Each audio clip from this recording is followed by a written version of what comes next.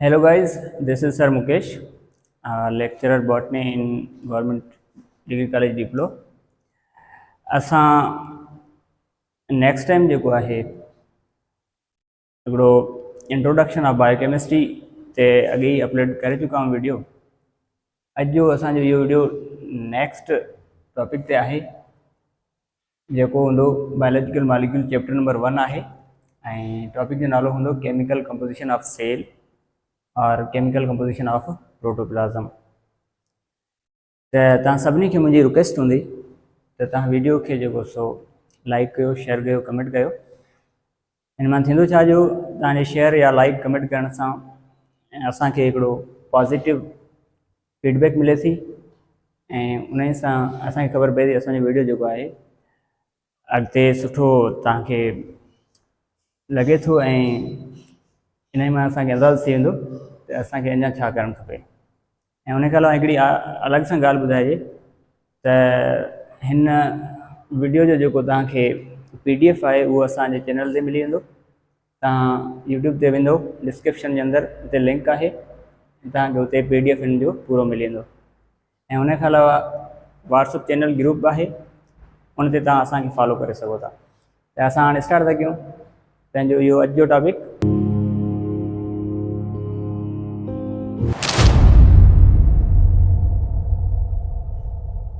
त Sindh text book board जेको आहे इन जे अंदरि असां फर्स्ट ईयर बायोलॉजी खे स्टार्ट कयो आहे। अॼु जो इहो सेकेंड लेक्चर आहे, chapter number 1 biological molecule and topic आहे chemical composition of the cell और प्रोटोप्लाज्म। त इन खे सम्झण जे लाइ असां हिकिड़ी हिते मूं डायग्राम ठाही आहे सेल जी, तव्हां ॾिसो पिया इहो। त सेल जे अंदरि सभ खां ॿाहिरां सेल जे अंदरि हिकिड़ी सेल जी मेम्ब्रेन हूंदी जंहिंखे असां सेल मेम्ब्रेन चऊं था या प्लाज़्मा मेम्ब्रेन। ऐं उन खां अलावा सेल जे सेंटर ते हिकिड़ो न्यूक्लियस आहे ऐं न्यूक्लियस जे ॿाहिरां इहो न्यूक्लियर मेम्ब्रेन ऐं इन जे अंदरि जेको आहे जेनेटिक मटीरियल प्रेज़ेंट हूंदो। बाक़ी न्यूक्लियर मेम्ब्रेन ऐं सेल मेम्ब्रेन जे विच में इहो जेको ख़ाली स्पेस आहे, पोर्शन इज़ नोन एज साइटोप्लाज़म या इन खे असां चई सघूं था साइटोसोल। त इन्हनि वर्डनि खे सम्झण जे लाइ हिते कुझु डिस्क्रिप्शन लिखियलु आहे, तव्हां अचो त सिखूं था। All living organism are structurally composed of cells. जदो दुनिया जे अंदरि जेके बि लिविंग जानदार आहिनि उहो स्ट्रक्चरली सेलनि जा ठहियलु हुजनि था। स्ट्रक्चरली छो था चऊं, छो जो असांजी जेका इहो लाइफ आहे उहो सेल खां स्टार्ट थिए थी। लाइफ ओरिजिनेट फ्रॉम सेल ऐं सेल जो आहे ज़िंदगी जो बुनियादी एकोब आहे, छो जो जेके बि बॉडी जा जेके कमु थियनि था उहो सेल्युलर लेवल ते थियनि था। तंहिंजे करे हीअ फंक्शनल यूनिट बि आहे ऐं गॾोगॾु स्ट्रक्चरल यूनिट बि आहे। ऐं उन खां अलावा सेकेंड पॉइंट आहे every living cell contains living matter called protoplasm.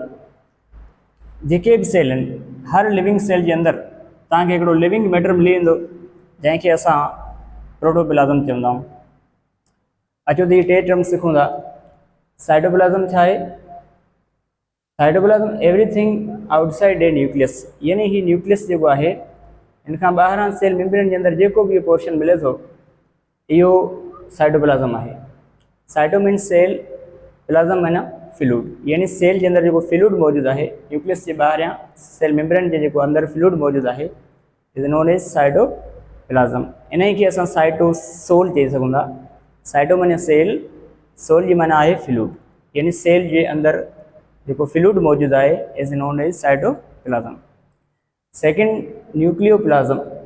Nucleo means nucleus, plasm means fluid. The fluid that present in nucleus is known as nucleoplasm. वरी बि न्यूक्लियो माना न्यूक्लियस, प्लाज्मा माना फ्लूइड ऐं इन खे ॿियो नालो असां चई सघूं था न्यूक्लियोसोल। सोल माना फ्लूइड आहे, न्यूक्लियो माना न्यूक्लियस जे अंदरि जेका फ्लूइड मौजूदु आहे इज़ नोन एज न्यूक्लियोप्लाज्म। ऐं लास्ट में हिकिड़ो टर्म हिते लिखियलु आहे प्रोटोप्लाज्म।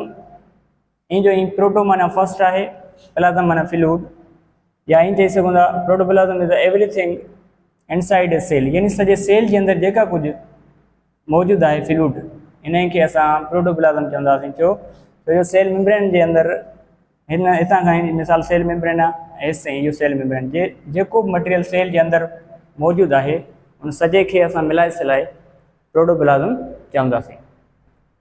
त ही टे टर्म क्लियर थी विया, साइटोप्लाज़म, न्यूक्लियोप्लाज़म प्लस प्रोटोप्लाज़म। मूं लास्ट में हिते लिखी छॾियो आहे त साइटोप्लाज़म प्लस न्यूक्लियोप्लाज़म इज़ इक्वल टू प्रोटोप्लाज़म, यानी सेल जे अंदरि जेको साइटोप्लाज़म आहे ऐं प्लस हुनजो न्यूक्लियस आहे। मिसाल जे तौर असां हिनखे थोरो ॾिसूं, ही सेल मेम्ब्रेन आहे, ही न्यूक्लियर मेम्ब्रेन, हिते ही जेको तव्हां ॾिसो पिया इहो आहे हुनजो साइटोप्लाज़म, ऐं वरी हितां न्यूक्लियर मेम्ब्रेन खां वठी एस ही न्यूक्लियर मेम्ब्रेन, हिते आहे न्यूक्लियोप्लाज़म ऐं प्लस वरी हितां खां साइटोप्लाज़म। यानी हिन सेल मेम्ब्रेन खां वठी हिन सेल मेम्ब्रेन ताईं जेको बि मटीरियल मौजूदु आहे हिन सॼे खे मिलाए सिलाए प्रोटोप्लाज़म चवंदासीं। त इहो पहिरीं दुनिया जो सम्झो सेल जे अंदरि फ्लूइड आहे, लिविंग मैटर आहे, इज़ नोन एज़ प्रोटोप्लाज़म। उमेद आहे कयूं तव्हांखे सम्झ अची वेंदो प्रोटोप्लाज़म छा आहे। जेका कुझु सेल जे मेम्ब्रेन जे अंदरि मटीरियल अचे थो उनखे प्रोटोप्लाज़म चयो वेंदो। त हिते कुझु लिखियलु आहे, the cell liquid portion of the cytoplasm is referred as the cytosol, यानी साइटोप्लाज़म जो जेको फ्लूइड पोर्शन आहे, साइटोप्लाज़म जे अंदरि जेको फ्लूइड पोर्शन आहे उनखे असां साइटोसोल चवंदासीं। छो जो साइटो माना सेल आहे, जोल माना फ्लूइड, यानी fluid present in cell. Second point, liquid portion the nucleoplasm is referred as nucleosol, यानी न्यूक्लियस जे अंदरि जेको फ्लूइड आहे उनखे असां न्यूक्लियोसोल बि चई सघूं था। Fluid present nucleus is called nucleosol. त इहो मां ॿुधाए छॾियो तव्हांखे, साइटोप्लाज़म प्लस न्यूक्लियोप्लाज़म जॾहिं इहे मिलनि था त प्रोटोप्लाज़म ठहे थो, ऐं फार्मूला तौर तव्हां C+N इज़ इक्वल टू प्रोटोप्लाज़म। हाणे अचूं था त chemical composition of protoplasm is still not known perfectly.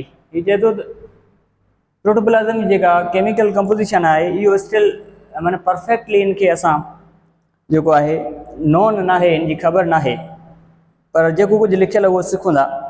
Chemically it contain 70 to 90% of water, यानी साइटोप्लाज़म जे अंदरि प्रोटोप्लाज़म जे अंदरि 70 खां 90% जेको सो पाणी हूंदो आहे। त हिनखे अॻिते हली था वठूं पाण, इहो पोर्शन पूरो आहे, तव्हांखे सम्झ में आयो हूंदो। हाणे हिते ॿ टर्म लिखियल आहिनि तव्हांजे साम्हूं, हिकिड़ो आहे फ्रेश वेट एंड सेकेंड आहे ड्राई वेट। हाणे फ्रेश वेट जी माना छा थी निकिरे ऐं ड्राई वेट इनखे थोरो असां क्लियर कंदासीं। फ्रेश वेट जो ॿियो नालो वेट यानी हीअ ईंदो चए त जेके बि लिविंग ऑर्गेनिज़म जे अंदरि जेको उनजो बायोलॉजिकल सैंपल आहे including of its water content, यानी कोई बि लिविंग तव्हां सैंपल खणो, मिसाल लीफ खणी सघो था या इंसान जो सेल खणो या ॿिए कंहिं एनिमल जो सेल खणो, उन सेल में पाणी सां गॾु पाणी ऐं प्लस जेके बायोलॉजिकल मॉलिक्यूल्स आहिनि उन्हनि सभिनी खे मिलाए असां उनजो फ्रेश वेट चवंदासीं। यानी फ्रेश वेट छा आहे, वाटर प्लस ऑर्गेनिक मैटर, यानी वाटर सां गॾु सेल जे अंदरि जेको ऑर्गेनिक मैटर हूंदो उहो बि असां जॾहिं कलेक्टिवली उनखे काउंट कंदासीं उहो सेल सॼे जो फ्रेश वेट हूंदो। ऐं हिते पॉइंट लिखियलु आहे, हीउ जेको फ्रेश वेट आहे इहो हमेशह ड्राई वेट खां मथे हूंदो, छो जो हिन में ॿई शयूं काउंट थियनि थियूं, पाणी सां गॾु इनऑर्गेनिक या ऑर्गेनिक मैटर उहो बि काउंट थींदो। ऐं उन खां पोइ ड्राई वेट आहे, इहो पंहिंजे बुक जे अंदरि नालो जो डिफाइन थियल आहे। हीअ चए थो dry weight after evaporating of water the remaining mass of cell. हाणे ईअं था कयूं मिसाल जे तौरु सेल मां जेकॾहिं सभु जो सभु पाणी जेको आहे एवापोरेट थी वञे, बाक़ी जेको उनजो 10% बचंदो उहो ड्राई वेट हूंदो। मिसाल तौरु असां हिते पढ़ियो पिए त सेल में 90% पाणी, मिसाल सेल जो पाणी असां 90% मां उनखे एवापोरेट करे छॾूं कंहिं तरीक़े सां, बाक़ी जेको 10% बचंदो उहो ई ड्राई वेट हूंदो सेल जो। त इहो सही थो चए रिमेनिंग मास आफ्टर ड्राइंग, यानी जॾहिं असां सेल खे ड्राई करे छॾूं पाणी उन मां सभु जो सभु निकिरी वञे, जेको रिमेनिंग मास बचंदो उन सेल जो उहो ड्राई वेट हूंदो। त अचूं था ड्राई वेट जे अंदरि हूंदो छा आहे। ड्राई वेट जे अंदरि बायोलॉजिकल मॉलिक्यूल्स हुजनि था, जेको असां कल्ह डिफाइन कया हुआ पोइ वीडियो जे अंदरि। त उहे केमिकल कहिड़ा आहिनि अचो सिखूं। त उन्हनि केमिकल्स खे असां चवंदा आहियूं त इहे लिविंग ऑर्गेनिज़म जा सेल ठाहे सघनि था, उनजे करे उन्हनि जो नालो रखियो वियो आहे बायो मॉलिक्यूल। इहो सुभाणे नेक्स्ट टॉपिक हूंदो पंहिंजो। जी मिसाल तौरु प्रोटीन आहे, कार्बोहाइड्रेट है, लिपिड है, DNA, nucleic acid, conjugated molecule, ये सब बायो मॉलिक्यूल्स हैं। तो यो ड्राई वेट जैसे इन जो पोर्शन बचे तो after removal of water is portion known as dry weight. तो यो तक समझ में अची वो। हाँ वरी हिकिड़ो इन बायो मॉलिक्यूल की थोड़ी डिटेल लिखियल है असांजे बुक में भी है, मूँ वरी थोड़ो तक फेडरल एंड पंजाब जो पॉइंटूं कुछ लिखियों हिते। तो चए तो approximately 25 elements of the 92 naturally occurring elements. चए तो दुनिया के अंदर नेचुरली अकरिंग 92 एलिमेंट्स हैं, उन्हनि मंझां 25 एलिमेंट्स जेके असांजे लिविंग बींग के ठाहिनि था, जैसे असां फिलहाल नालो ॾींदासीं बायो एलिमेंट।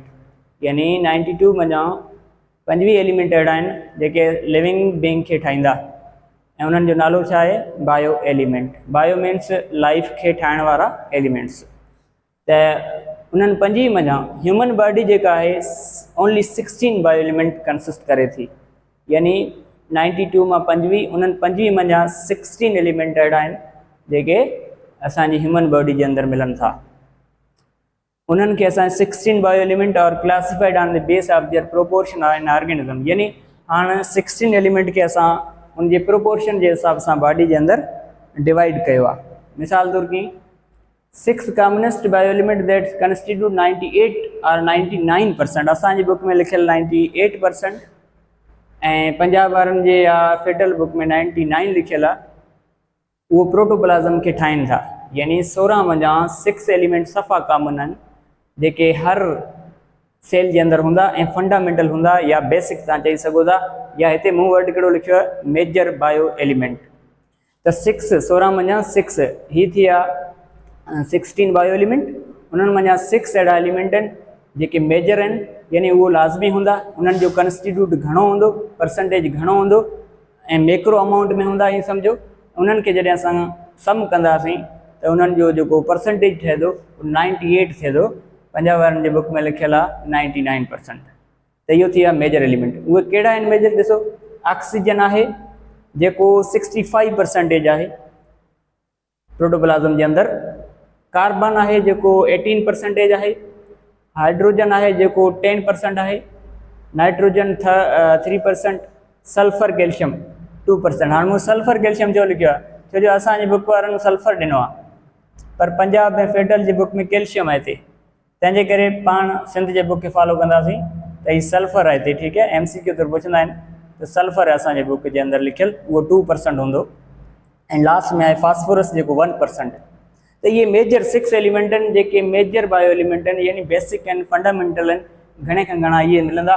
हिते MCQ अचण जा वॾा चांस आहिनि, रटे वारो MCQ आहे। मिसाल तौरु सेल जा जेके टोटल 16 बायो एलिमेंट उन्हनि मंझां 6 कहिड़ा आहिनि त हिते तव्हां लिखी सघो था, ये oxygen, carbon, hydrogen, nitrogen, sulphur and phosphorus. कौन बनेगा SP? ये हिकिड़ी ट्रिक आहे, ट्रिक कौन बनेगा SP। मिसाल तौरु कौन हीअं तव्हां यादि रखो CHON, carbon, hydrogen, oxygen, nitrogen and sulphur. त माना अहिड़े तरीक़े यादि रखिणो कौन SP, कौन SP यानी carbon, hydrogen, oxygen, nitrogen, sulphur and phosphorus. अहिड़े तरीक़े सां त इहो सॼो क्लियर थी वियो। तव्हांखे MCQ तौरु पुछियो वेंदो जेके 6 एलिमेंट आहिनि उन्हनि मंझां सभ खां घणो परसेंटेज कंहिंजो आहे त ऑक्सीजन जो। सेकेंड ते कंहिंजो आहे इहो पुछी सघंदा। सेकेंड 6 मंझां इहो कार्बन आहे। लीस्ट केरु आहे 6 मंझां त इहो फास्फोरस हूंदो। 3% कंहिंजो आहे इहो नाइट्रोजन। तव्हांखे सॼो एज़ इट इज़ यादि रखिणो आहे। ऐं टोटल घणो थो थिए इहो 98 आहे असांजी बुक में। ठीकु आहे, सिंध टेक्स्ट बुक जे अंदरि। उनखां पोइ सेकेंड पॉइंट ते अचूं था minor element, minor bio element. यानी माइनर इहो हिन जे अमाउंट खां थोरा घटि हूंदा। मिसाल की those that are found as less than 1%, यानी 1% खां घटि। 1% हे ॾिसो 1 खां सभु मथे आहे, उहो मेजर थी आहे। पोइ माइनर माना अहिड़ा एलिमेंट्स जेके 1% खां घटि हुजनि, हुननि जो रेशियो जेको आहे 1% खां घटि हुजे। हिकिड़ी ॻाल्हि मूंखां विसरी वई, हिते 65% जी माना इहो मिसाल जे तौरु सेल जो वज़न 100 ग्राम आहे त 100 ग्राम मंझां 65 ग्राम कंहिंजो हूंदो, ऑक्सीजन जो हूंदो। ईअं सम्झो परसेंटेज जी ॻाल्हि थो करे। यानी कंहिं सेल जो 50 ग्राम वज़न आहे, सॉरी 100 ग्राम वज़न आहे त हुन 100 मंझां 65% कंहिंजो हूंदो, ऑक्सीजन जो हूंदो। त ईअं जो ई माइनर एलिमेंट उहे हुजनि था जंहिंजो परसेंटेज लेस देन 1 खां हुजे, माना 1 खां घटि वारो परसेंटेज माइनर एलिमेंट थींदो। जैसा मिसाल आहिनि पोटाशियम जेको 0.3 आहे, ॾिसो 1 खां घटि आहे पोटाशियम। सल्फर वरी हिते लिखी छॾियो हिननि, छो जो सल्फर खे ॿियनि बुकनि में माइनर सम्झो वियो आहे, मेजर न। असांजी बुक में मेजर लिखियल आहे त तव्हांखे यादि रखिणो आहे। इहो 0.25 आहे। क्लोरीन आहे 0.15% आहे। सोडियम आहे 0.15%। मैग्नीशियम आहे जेको 0.05% आहे। त इहे थी विया माइनर बायो एलिमेंट, ठीकु है। उन खां लास्ट नंबर ते लिखियल आहे ट्रेस बायो एलिमेंट, यानी इन्हनि जे प्रोपोर्शन जे हिसाब सां असां क्लासीफाई पिया कयूं। थर्ड नंबर ते ट्रेस बायो एलिमेंट, ट्रेस उहे जेके मतिलबु 0.01% आम घटि हुजनि, हिक खां घटि हुजनि त उहो माइनर आहिनि, हिक खां मथे हुजनि त उहो मेजर आहिनि, 0.0 खां बि घटि हुजनि परसेंटेज में त उहो ट्रेस हूंदा। ट्रेस माने सफ़ा मामूली अमाउंट में। उन्हनि मां केरु, जीअं आयरन आहे 0.004%, ॾिसो आयरन लाज़मी आहे। कापर आहे, मैंगनीज़ आहे, ज़िंक एंड आयोडीन, इन्हनि सभिनी खे तव्हां काउंट कंदा त इहो लॻभॻि वञी 16 एलिमेंट थींदा। इहो एवरेज सिस्टम रखियल आहे। हर ह्यूमन बीइंग जी बॉडी में इहे 16 एलिमेंट हूंदा। इन्हनि खे असां चवंदा आहियूं इहे बायो एलिमेंट्स आहिनि, पर उन्हनि बायो मञाऊं 6 छा आहिनि, सफ़ा वेरी कॉमन बेसिक आहिनि। उन्हनि जा नाला, उन्हनि जो परसेंटेज तव्हांखे यादि रखिणो आहे, वेरी इंपॉर्टेंट आहे एमडीकेट जे लाइ। यानी हितां खां माना रिकॉल क्वेश्चन अचे थो। रिकॉल जी माना इहो आहे त बाबा ही डायरेक्ट रिकॉल क्वेश्चन माना ऑक्सीजन जो परसेंटेज 6 मञा घणो आहे, त डायरेक्ट टिक करिणो आहे 65%, छो जो रटे वारो क्वेश्चन आहे। हाणे इन साॻी शइ खे मां हिन बोर्ड ते डायग्राम में सेखारण जी कोशिशि कंदासीं। Okay done. त असां पढ़ियो पिए मतिलबु जेके कॉमन एलिमेंट्स आहिनि बायो एलिमेंट्स उहो आहिनि 16। उन्हनि मां 6 अहिड़ा आहिनि जेके सफ़ा कॉमन आहिनि, जंहिंजो मां पर्सन ॿुधाए छॾियो आहे। Carbon, hydrogen, oxygen, nitrogen, sulphur. असांजी बुक में सल्फर लिखियलु आहे, ॿियनि बुकनि में इहो सल्फर न आहे, उते कैल्शियम लिखियलु आहे, ठीकु आहे। फास्फोरस जो 1% आहे। घणे में घणो कंहिंजो आहे, ऑक्सीजन जो जेको 65% आहे। त हिन डायग्राम जे अंदरि तव्हां ॾिसंदो त हीउ मूं हिकिड़ो ग्राफ ठाहियो आहे। हिकिड़ी साइड एक्स एक्सिस आहे हिन जी, इहो वाई एक्सिस आहे, ऐं इहो हॉरिजेंटल लाइन जेका आहे इहो एक्स एक्सिस आहे। ऐं हिन एक्स एक्सिस लाइन ते तव्हांखे ॾेखारियल आहे ही जेके कॉमन 6 एलिमेंट मूं ॾेखारिया आहिनि। कहिड़ा कॉमन, जीअं ऑक्सीजन आहे, carbon, hydrogen, nitrogen, sulphur and phosphorus. ऐं हिन वाई एक्सिस ते लिखियलु हूंदो आहे रिलेटिव मास परसेंटेज जे अंदरि। त असां ॾिसूं था इहो 0% हितां खां शुरू थिए थो, 0 खां पोइ 10, 20, 30, 40, 50, 60 एंड 70। त असांखे ख़बर आहे त ऑक्सीजन जो जेको आहे परसेंटेज घणो आहे, 65 आहे। त पोइ तव्हां हिते वेंदो, इहो 10, 20, 30, 40, 50 करे त 65 वञो हिते थींदो, त 60 खां पोइ 5 पॉइंट मथे वेंदा 65। त मतिलबु इहो छा आहे, रेड लाइन जेको आहे इहो ऑक्सीजन खे शो करे थी। त सेल जे अंदरि 6 मञाऊं ऑक्सीजन घणो आहे, 65% आहे। इहो ग्राफ ते शो कयल आहे। ग्राफ मूं ईअं डायग्राम कोन ठाही आहे, छो जो इहो थोरो रफ थी वेंदो। उन खां पोइ ॿिए नंबर ते ॾिसो इहो केरु आहे, ॿिए नंबर ते कार्बन आहे, ऐं जंहिंजो परसेंटेज घणो आहे, 18% आहे, यानी 20 खां 2 पॉइंटूं घटि आहे। त हिन 20 खां 2 पॉइंटूं घटि हिते असां शो कयो, इहो छाजो आहे, इहो कार्बन जो परसेंटेज आहे सेल जे अंदरि। ऐं थर्ड नंबर ते हाइड्रोजन आहे, जेको असां पढ़ियो घणो परसेंटेज आहे हाइड्रोजन जो, 10% आहे। त पोइ इहो 10 ते तव्हां हिते लाइन लॻाईंदा, ग्रीन लाइन शो करे थी 10%। पोइ नाइट्रोजन 2% आहे, ॾिसो इहो हिते 2% शो कयो पाण। उन खां पोइ सल्फर आहे जेको 2% हूंदो, ऐं लास्ट में फास्फोरस आहे 1%। त इहो ग्राफिकली मूं तव्हांखे नोट कराए छॾियो, ऐं हुतां खां न्यूमेरिकली तव्हांजे साम्हूं लिखियलु आहे, ठीकु आहे। त इहो हिकिड़ो ग्राफ हो जंहिंमें तव्हांखे proportion of major bio element in human body ते आहे, ऐं इहो वेरी इंपॉर्टेंट ग्राफ आहे, तव्हांखे यादि रखिणो आहे। ऐं लास्ट में अचूं था त इहो असांजे बुक जे अंदरि वेरी वेरी इंपॉर्टेंट आहे चार्ट हिन लाइ हिकिड़ो बायोमालिक्यूल जो, छो जो नेक्स्ट टाइम असां चयो त केमिकल कंपोजिशन में जेको आहे 16 बायो एलिमेंट्स हुजनि था, जॾहिं उहे मिलनि था त बायो मालिक्यूल ठहनि था। बायो एलिमेंट जे मिलण खां बायो मालिक्यूल्स ठहंदा। त उन्हनि बायो मालिक्यूल्स जो हिकिड़े टिपिकल सेल जे अंदरि असां जेको सो परसेंटेज कयो आहे। टिपिकल सेल जी माना छा आहे, हिकिड़ो नॉर्मल सेल या स्टैंडर्डाइज़्ड सेल। जीअं हिकिड़ो असां कंपेरिजन था लिखूं, तव्हांजे साम्हूं हिकिड़ो बैक्टीरियल सेल खयो आहे, ॿियो ममेलियन सेल खयो आहे इंसान जो। त इन्हनि जे अंदरि बायो एलिमेंट जो न बल्कि बायो मालिक्यूल जो जेको आहे कंपेरिजन शो कयो वियो आहे। त इहो वेरी इंपॉर्टेंट आहे, यादि रखिणो आहे तव्हांखे। ऐं हितां खां MCQ इलाही सारा अचनि था एमडीकेट जे अंदरि। त अचो त इनखे असां 1 बाय 1 सम्झण जी कोशिशि था कयूं। त तो सब खां पहिरीं मां फर्स्ट मां उतां लिखी ॾेखारियो आहे बाबा असांजे सेलनि जे अंदरि 70 खां 90% छा हूंदो, पाणी हूंदो। त फर्स्ट लाइन ॾिसो हिते मालिक्यूल जो नालो छा लिखियलु आहे, वाटर। ही टिपिकल सेल कहिड़ो आहे, बैक्टीरियल। ऐं ही टिपिकल सेल कहिड़ो, मामेलियन।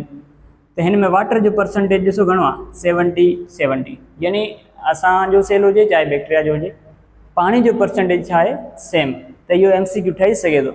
इन typical bacterial cell are typical mammalian cell which biomolecule constitute same amount. त पोइ इहो तव्हां वाटर खे टिक कंदा छो, वाटर ॿिन्ही में साॻियो आहे। त इहो वेरी इंपॉर्टेंट MCQ ठही सघे थो। ऐं वाटर वरी ॻाल्हि इहो त इनऑर्गेनिक पोलर मॉलिक्यूल आहे, इनखे असां डिटेल में पढ़ंदासीं। इनऑर्गेनिक बि आहे ऐं गॾोगॾु इहो पोलर आहे। पोलर माने इहो डायपोल मॉलिक्यूल आहे, हिन वटि चार्ज हुजनि थियूं। ऑक्सीजन वटि जेको सो पार्शियल नेगेटिव आहे, हिन हाइड्रोजन वटि पार्शियल पॉजिटिव, उनजे करे हल्कियूं चार्जूं रखे थो स्लाइटली। त पोइ इहो पोलर मॉलिक्यूल आहे। पोलर बि आहे, गॾोगॾु 70% घणे खां घणो इहो मिलंदो आहे। त हिते MCQ अञा ॿियो ठही सघे थो। कीअं, हीअ चवंदा आहिनि त असांजे ओवरऑल सेल जे अंदरि ऑर्गेनिक मॉलिक्यूल जो परसेंटेज घणो हूंदो आहे या इनऑर्गेनिक जो। त पोइ सिधी ॻाल्हि आहे, सभिनी खां घणो कहिड़ो आहे, वाटर, जेको इनऑर्गेनिक आहे। ओवरऑल जेकॾहिं वॾी लेवल ते क्वेश्चन पुछियो वञे त सेल जे अंदरि ऑर्गेनिक मॉलिक्यूल जाम हुजनि था परसेंटेज जे हिसाब सां या इनऑर्गेनिक। तव्हां चवंदो इनऑर्गेनिक छो, छो जो 70% कंहिंजो आहे पाणी जो। त इहो MCQ ठही सघे थो। हुन खां अलावा सेकेंड लाइन ते कहिड़ा प्रोटीन, जंहिंजो परसेंटेज ॾिसो 15 बैक्टीरिया जे सेल में आहे ऐं असांजे सेल में घणो, 18। तंहिंजी माना हीअ बि सवाल ठही सघे थो। 15 यानी बैक्टीरिया सेल में घटि आहे, असांजे सेल में 18% है। Second most important biomolecule present in the cell is protein. ॾिसो सेकेंड नंबर ते परसेंटेज घणो कंहिंजो आहे, प्रोटीन जो। इहो MCQ ठही सघे थो। सेकेंड ते केरु आहे, फर्स्ट ते पाणी, उहो इनऑर्गेनिक हो। सेकेंड ते प्रोटीन आहे जेको ऑर्गेनिक आहे, यानी सेल में सेकेंड नंबर ते मॉलिक्यूल मिलण वारो केरु आहे, प्रोटीन। उहो घणो हूंदो असां वटि, 18। बैक्टीरिया में घणो हूंदो, 15। पर सुवाल अञा हीअं बि थी सघे थो, ॿिन्ही सेलनि जो मिलाए घणो थींदो, 15-18 तव्हां जोड़ कंदा जेको परसेंटेज ठहे। ईअं बि थी सघे थो, MCQ पुछण वारो पुछंदो। ऐं थर्ड ते केरु आहे, कार्बोहाइड्रेट आहे। इनखे डिटेल में सभिनी खे सुभाणे पढ़ंदासीं, फ़िलहालु तव्हांखे यादि रखिणो आहे। त 3% बैक्टीरिया में आहे, 4% जेको आहे असांजे सेल में। त ॿिन्ही जो मिलाए पुछे त पोइ 7%, मिलाए पुछे त 7। ऐं थर्ड ते केरु थो अचे, कार्बोहाइड्रेट। सेकेंड ते कहिड़ो, प्रोटीन। इन जो थर्ड ते केरु आहे, फोर्थ लिपिड आहे, जेको असांजे सेल में 3, जॾहिं त बैक्टीरिया में 2%। इन जो पोइ आहे DNA, असांजे सेलनि में 3%, सॉरी 0.25%, जॾहिं त बैक्टीरिया में छा आहे 1%। ॾिसो हाणे हिते फ़र्क़ु लॻो पियो वॾो, बैक्टीरिया सेल बि नंढो पर DNA वॾो। घणो परसेंट आहे, असांजो सेल त वॾो पर परसेंटेज छा आहे, घटि। त वञी साइज़ जे हिसाब सां असांजे सेलनि खे जेको आहे वॾी स्पेस आहे, त हुन में DNA जो अमाउंट एतिरी माना नथो रखे। पर बैक्टीरिया जो सेल यूनिसेलर आहे, उनजे करे एज़ कम्पेयर टू साइज़ जे हिसाब सां उनजो DNA 1% लॻे थो।